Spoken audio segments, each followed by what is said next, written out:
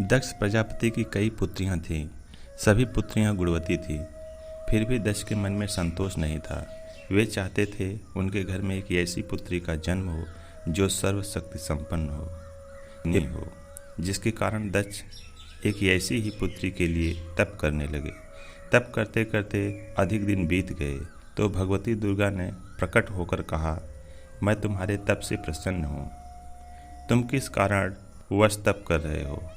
दक्ष ने तप करने का कारण बताया तो माँ बोली, मैं स्वयं पुत्री रूप में तुम्हारे यहाँ जन्म धारण करूँगी। मेरा नाम होगा सती। मैं सती के रूप में जन्म लेकर अपनी लीलाओं का विस्तार करूँगी। फलतः भगवती दुर्गा ने सती रूप में दक्ष के यहाँ जन्म लिया। सती दक्ष की सभी पुत्रियों में सबसे अलौकिक थीं। सती ने बाल अवस्था में ही कई ऐसे अलौकिक आश्चर्यचकित करने वाले कार्य कर दिखाए थे जिन्हें देखकर स्वयं दक्ष को भी विस्मयता होती रहती थी। जब सती विवाह योग्य हो गई तो दक्ष को उनके लिए वर की चिंता होने लगी। उन्होंने ब्रह्मा जी से इस विषय में परामर्श किया। ब्रह्मा जी ने कहा, सती दुर्गा का अवतार है। दुर्गा आदि शक्ति और शिव आदि पुरुष है, अतः सती के विवाह के लिए शिव ही योग्य और उचित वर हैं। दक्ष ने ब्रह्मा जी की बात मानकर सती का विवाह भगवान शिव के साथ कर दिया। सती कैलाश में जाकर भगवान शिव के साथ रहने लगी। भगवान शिव दक्ष के दामाद थे, किंतु एक ऐसी घटना घटित हो गई जिसके कारण दक्ष के हृदय में भगवान शिव के प्रति बैर और विरोध भाव पैदा हो गया। एक बार देवलोक में ब्रह्मा ने धर्म के निरूपण के लिए एक सभा का आयोजन किया था। सभी बड़े बड़े देवता सभा में एकत्र हो गए थे। भगवान शिव भी इस सभा में बैठे थे। सभा मंडल में दक्ष का आगमन हुआ। दक्ष के आगमन पर सभी देवता उठकर खड़े हो गए, पर भगवान शिव खड़े नहीं हुए। उन्होंने दक्ष को प्रणाम भी नहीं किया। फलतः दक्ष ने अपमान का अनुभव किया। केवल यही नहीं, उनके हृदय में भगवान शिव के प्रति ईर्ष्या की आग जल उठी।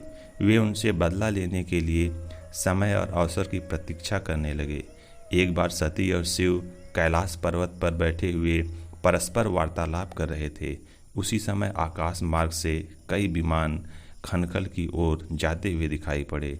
सती ने उन विमानों को देखकर भगवान शिव से पूछा, प्रभु, ये सभी विमान किसके हैं और कहाँ जा रहे हैं? भगवान शंकर ने उत्तर दिया, आपके पिता ने बहुत बड़े यज्ञ का आयोजन किया है। समस्त देवता और देवांगनाएं इन विमानों में बैठकर उसी यज्ञ में सम्मिलित होने के लिए जा रहे हैं। इस पर सती ने दूसरा प्रश्न किया, क्या मेरे पिता ने आपको यज्ञ में सम्मिलित होने के लिए नहीं बुलाया? भगवान शंकर ने उत्तर दिया, आपके पिता मुझसे बैर रखते हैं, फिर वे मुझे क्यों बुलाने लगे? सती मन ही मन सोचने लगी, फिर बोली, यज्ञ के इस अवसर पर अवश्य मेरी सभी बहनें आएंगी। उनसे मिले हुए बहुत दिन हो गए हैं। यदि आपकी अनुमति हो तो मैं भी अपने पिता के घर जाना चाहती हूँ। यज्ञ में सम्मिलित हो लूँगी और बहनों से मिलने का सुअवसर मिलेगा। भगवान शिव ने उत्तर दिया, इस समय वहाँ जाना उचित नहीं होगा। आपके पिता मुझसे जलते हैं। हो सकता है वे आपका भी अपमान करें। बिना बुलाए किसी के घर जाना उचित नहीं होता है। इस पर सती ने उत्तर दिया, भगवान शिव ने उत्तर दिया, विवाहित लड़की को बिना बुलाए पिता के घर नहीं जाना चाहिए, क्योंकि विवाह हो जाने पर लड़की अपने पति की हो जाती है। पिता के घर से उसका संबंध टूट जाता है।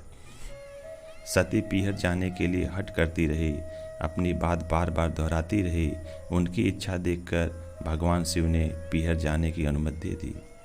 उनके साथ अपना एक गढ़ भी साथ में भेज दिया। उस गढ़ का नाम वीरभद्र था। सती वीरभद्र के साथ अपने पिता के घर गई। घर में सती से किसी ने भी प्रेमपूर्वक वार्तालाप नहीं किया।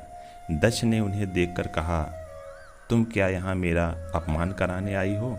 अपनी बहनें को तो देखो, वे किस प्रकार भांति भांति के अलंकारों और सुंदर वस्त्रों से सुसज्जित हैं। तुम्हारे शरीर पर मात्र बांघवर है। तुम्हारा पति शमशानवासी और भूतों का नायक है। वह तुम्हें बांघवर छोड़कर और पहना ही क्या सकता। दक्ष के कथन से सती के हृदय में पश्चाताप का सागर उमड़ पड़ा। वे सोचने लगीं, उन्होंने यहाँ आकर अच्छा नहीं किया। भगवान ठीक ही कह रहे थे, बिना बुलाए पिता के घर भी जाना नहीं चाहिए। पर अब क्या हो सकता है, अब तो आ ही गई हूँ। पिता के कटु और अपमानजनक शब्द सुनकर भी सती मौन रही। वे उस यज्ञ मंडल में गईं जहाँ सभी देवता और ऋषि मुनि बैठे थे, तथा यज्ञ कुंड में धू करती जलती हुई अग्नि भी में आहुतियाँ डाली जा रही थी। सती ने यज्ञ मंडल में सभी देवताओं के तो भाग देखे, किंतु भगवान शिव का भाग नहीं देखा। वे भगवान शिव का भाग ना देखकर अपने पिता से बोली, पितृश्रेष्ठ, यज्ञ में तो सबके भाग दिखाई पड़ रहे हैं, किंतु कैलाशपति का भाग नहीं है। आपने उनका भाग क्यों नहीं रखा? दक्ष ने गर्व से उत्तर दिया, मैं तुम्हारे पति शिव को देवता नहीं समझता। वह तो भूतों का स्वामी, नग्न रहने वाला और हड्डियों की माला धारण करने वाला है। वह देवताओं की पंक्ति में बैठने योग्य नहीं है, उसे कौन भाग देगा? सती के नेत्र लाल हो उठे, उनकी भौं कुटिल हो गई, उनका मुखमंडल प्रलय के सूर्य की भांति तेजोदीप्त हो उठा। उन्होंने पीड़ा से तिलमिलाते हुए कहा, ओ, मैं इन शब्दों को कैसे सुन रही हूँ? मुझे धिक्कार। देवताओं, तुम्हें भी धिक्कार है।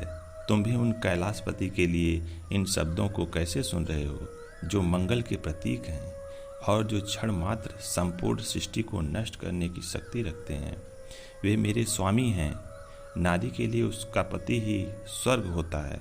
जो नारी अपने पति के लिए अपमानजनक शब्दों को सुनती है, उसे नरक में जगह नहीं मिलती है। पृथ्वी सुनो, आकाश सुनो और देवताओं तुम भी सुनो। मेरे पिता ने मेरे स्वामी का अपमान किया है। मैं अब एक क्षण भी जीवित रहना नहीं चाहती हूँ।